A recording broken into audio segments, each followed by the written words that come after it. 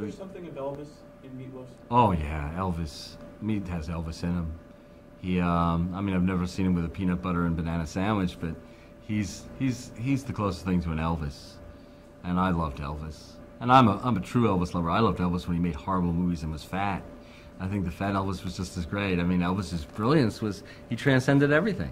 Bad songs, being fat, bad movies, horrible co-stars, you know, like Shelley Fabares or whoever it was. It didn't matter. It was Elvis. He could do anything. And I think, you know, Meat has a little bit of that. There's a lot of Elvis soul in him. You know, it's funny because I took him in a totally different direction with the kind of writing I did.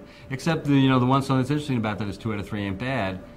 That came very specifically, I do remember that one, was a friend of mine named Mimi Kennedy, who's a TV actress now. Wonderful actress. She was my best friend's girlfriend at the time, now wife. And I remember her telling me, she said, you know, when I was probably complaining why no one liked my stuff and couldn't get a deal, she said, well, Steiny, your stuff is so complicated.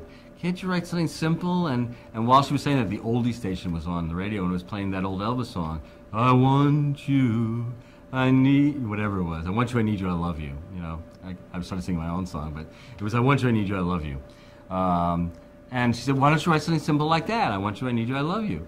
And I said, well, I'll try. I don't try to make them complicated. I remember going home and I tried so hard, but the best I could do is, I want you, I need you, but there ain't no way I'm ever going to love you. Don't be sad, because 2 out of 3 ain't bad. So it's still a twist, but it was my closest to a simple song. And one Elvis could have done.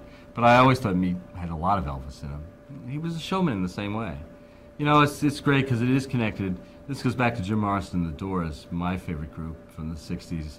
But they always use the word shaman a lot. Shaman being the tribal leader who would conduct the rituals, the sorcerer, the tribal leader, and the guy who would hand out the magic mushrooms, or the guy who would say the right prayers.